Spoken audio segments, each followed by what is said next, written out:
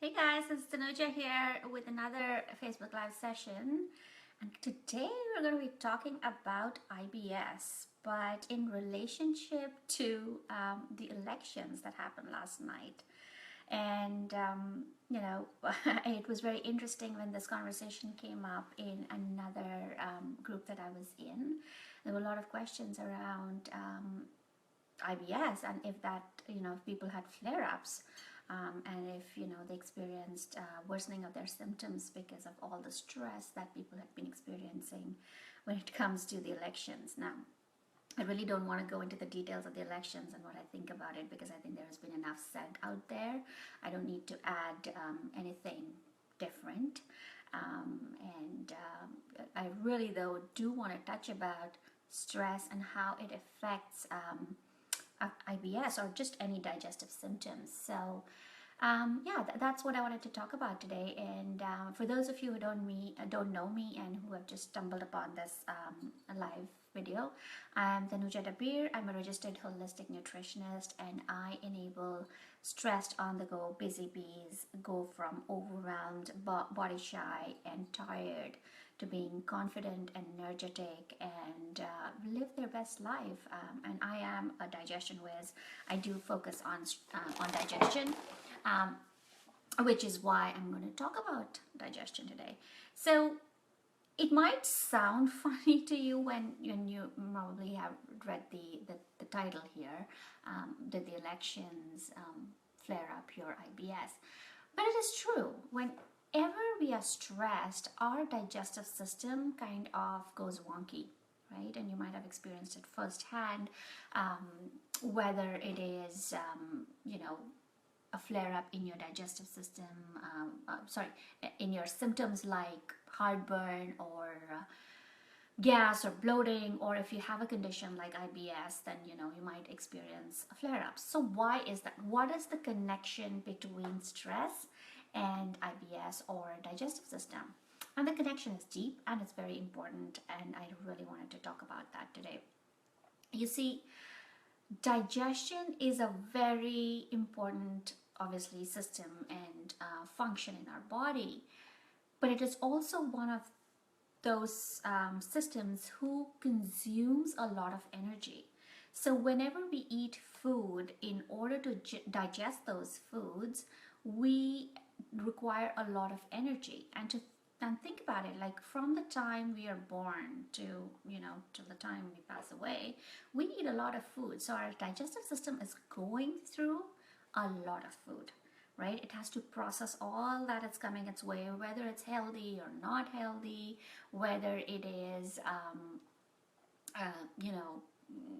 you're eating too much or too less.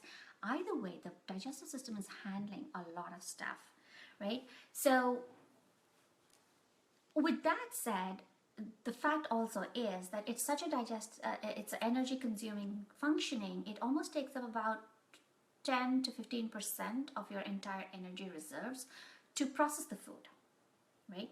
And stress, on the other hand, is again a very energy consuming response on the body. Stress is basically like your fight or flight response, right? Like when you are stressed, your body perceives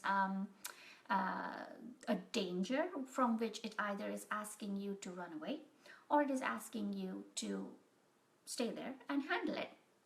So if any of you are there, by the way, feel free to say hi, pop in a message so I know you are there and I'm not just talking to a blank screen, or show some thumbs ups and hearts.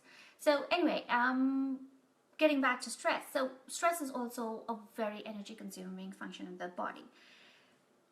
When you're stressed, the body, because it's in a fight or flight response, instead of thinking about digestion and all those other functions that are important to it, it is now focusing on managing the stress. So either it is preparing to run away or it is preparing to fight the situation. So there is no way when you are stressed can your body focus on digesting foods. So now imagine if you've been sitting there, watching the elections or whatever else that's going on and that's stressing you out, and at the same time you're eating food. That food is not being paid attention to by the body, right? The body is just focusing on the stress. So we really need to understand also that a condition, say like IBS, where there is a problem with the motility of stools or bowels through your intestines, requires a rhythmic balance almost. Those rhythmic contractions of the muscles of the intestine is what moves your stools. So when you are stressed, what happens? A natural response is to tighten up, right?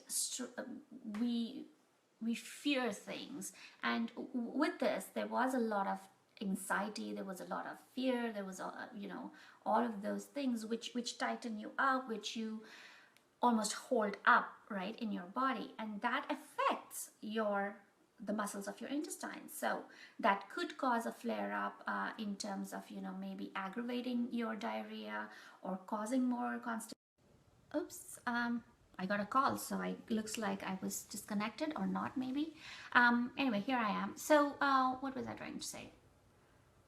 Oh, I lost my trail of thought. Yeah, so stress. A lot of people who experience constipation they are stressed, and anytime they tell me if they're on a vacation or something, the bowels are functioning fine and they don't find themselves to be constipated. So there definitely again is that link where stress will tighten you up, and it'll either cause in the flare of symptoms in terms of constipation or diarrhea. So it is really, really important for you to be mindful. And a lot of times with people with IBS or digestive symptom issues will correlate their symptoms with food or things outside, but not directly make a correlation with stress. So what you want to do, or what I wanted to really put out the message today, was that if you have digestive symptom issues, if you have conditions like IBS, be really, really mindful of how stress is affecting your whole symptom or your condition, and whether it is aggravating it. And sometimes we don't think of stress in terms of that I'm stressed, but our body is so naturally wired, or we train our minds to get stressed, so sometimes we don't even recognize that we are stressed, and then yet we are wondering what's going on. Why are my symptoms worse than they were? I didn't eat anything different. You might not have, but hey, if you are still going through flare-ups, time to focus and kind of take a step back and try and figure out if that is stress that's causing your flare-ups. So that is what I wanted to discuss. Oh, another thing also, stress, it causes inflammation in the body, and anytime you have a weak digestive system, that inflammation is just going to worsen the situation. So there are a couple of things here, like there's the physiological response. There is also the inflammation that is caused in the body.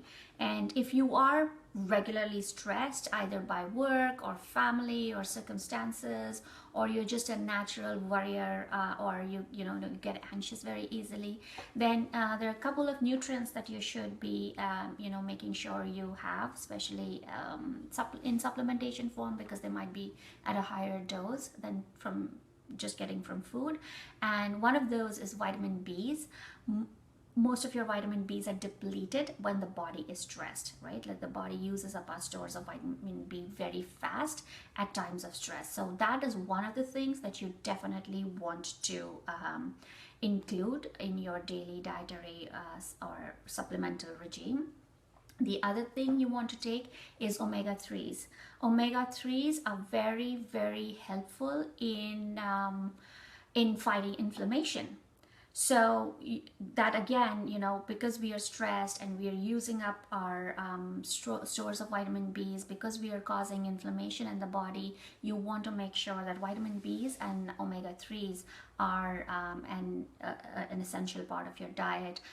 Most of your vegetables, fruits are excellent sources of vitamin B's. Also green leafy vegetables. Omega-3s are from food sources would be